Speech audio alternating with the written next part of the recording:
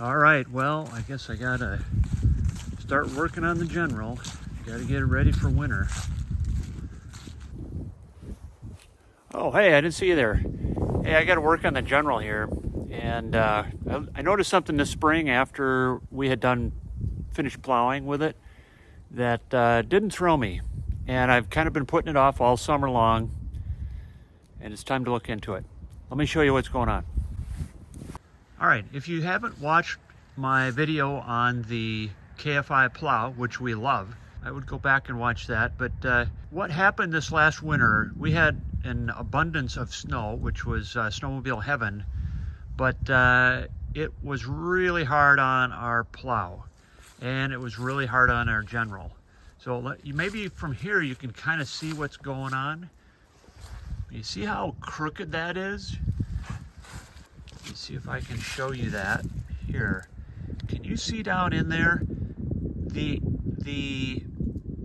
cable actually sawed through the bumper. So where there's normally a continuous bracket that goes all the way across, it has been sawed through. And because of the amount of weight that's been put on the fair lead here, it has actually twisted the entire thing. Let me get my glove off so I can show you better. It's actually twisted the entire thing down, and it's just going to get worse and worse. I debated about getting a new bumper, but that wouldn't fix the problem. There's another problem. So let me show you on the Plow what we got going on, and then I'll show you, and then I'll explain what we're going to do about it. All right, here's the Plow.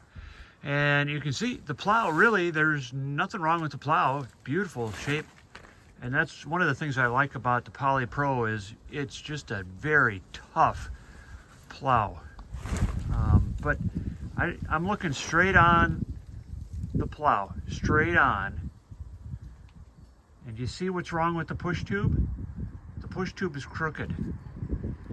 And the reason is because this last winter, we got into a groove where we plowed basically a single direction the entire time. So we had the snow plow angled, and there was so much snow that the snow just pushed the whole push tube and made it crooked. What you gotta do is replace it. So what we're gonna do is we're gonna fix that fair lead.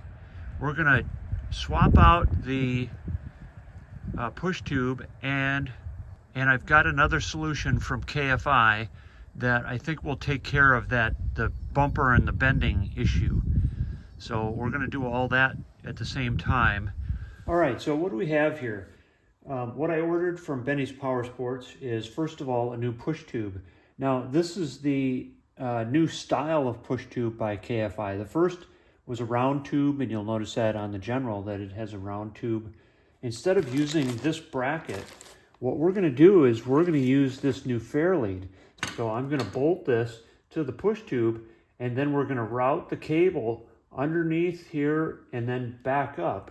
And what that's going to do is it's going to take quite a bit of the pressure off of the winch and the front bumper and the fair lead up front. We need this strap because at the top of the bumper on the General, we're going to loop this through on the bumper and hook the winch cable to it. So this is going to sit up here like this. The winch's cable is going to come down underneath and then back up to here, and we're going to be able to lift the entire thing. All right, so whenever I get a kit like this, I like to organize it and kind of lay it out and see what parts I have, where they all go. So in this case, and I also kind of round up what tools I'm going to need. And for this project, you don't even need a socket set. All you need is a few wrenches. So it really is something that somebody can do in their backyard. You don't need anything fancy to do this. And that goes for the entire Plow system. You don't need a lot of fancy tools. There's nothing to align. Everything bolts together. The instructions are simple, but they're effective. And I don't think I'm going to go over exactly how to put this thing together because KFI does a really good job with their instructions. All right, but what I did here is I did lay out some wrenches and kind of where the parts go. But then we've got a couple of brackets here that we need to tighten up. All I did was I just loose fit them, put the bolts and nuts here. And this is a 9/16. This will take a 9/16 wrench. Okay, up here, this is kind of a weird bolt. And you can see there's a hex end to it. And that takes a 3/8 inch hex wrench. And on the other end is a 5/8 nut. And what this is for is this is a stop. And this is the default location right here. This is to remind me so that when I put this on the plow, I don't need to look at the instructions. Okay, so this is the hole that I'm going to use. And all I need to do is tighten this up. But I'm not going to do that until the very end. Speaking of the springs, here they are. And I've got, this is an adjustable bolt that goes on the top. This bolts to the plow, and then the other side of this spring hooks to this hole right here. So I've just got these laid out. This bolt and everything that's attached to it here goes in this square hole here and then attaches to the plow. This is the pivot point for the plow.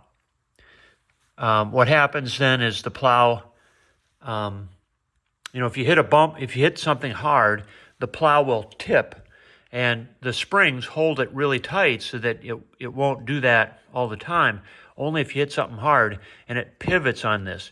So the entire system is not rigidly attached to the plow. It's only part, there's a pivot point here, and the spring holds it upright. All right, and then here, of course, is the fair lead, and we're going to mount that here. I've got some extra stuff here. I've got a couple extra bolts in this bracket. I'm not going to use those in this case because I'm going to replace that with this.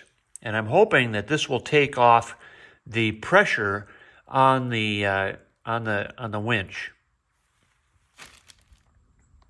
All right, I just wanted to do a quick comparison. You can see this is the new one. This is the old one.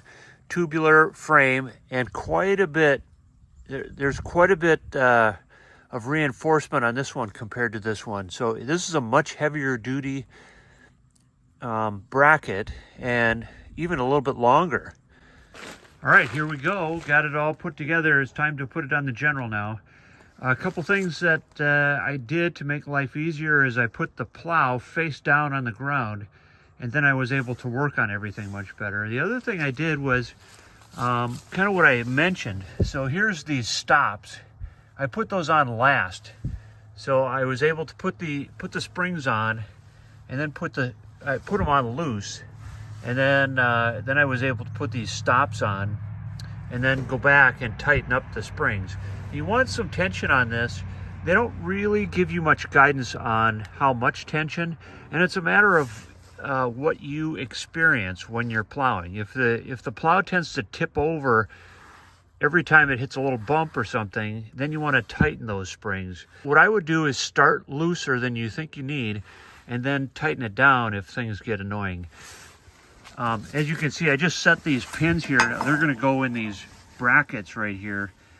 So I just kind of set them out loose until I'm ready to put on the General. So I'm going to go ahead and do that. The other thing I did is I left this pulley loose here because I'm going to have to take that pulley off, feed the cable through, and then bolt it down. So this is going to be bolted down at the very end.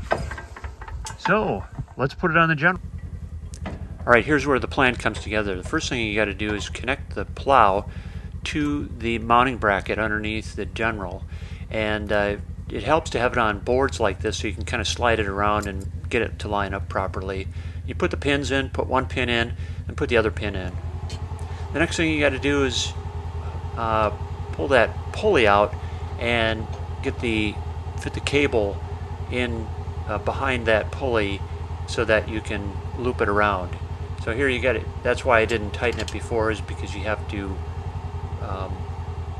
get the pulley out, and then when you put the bolt back in and you start to tightening it up, don't tighten it up very much, just enough to make it snug. This does not have to be super tight.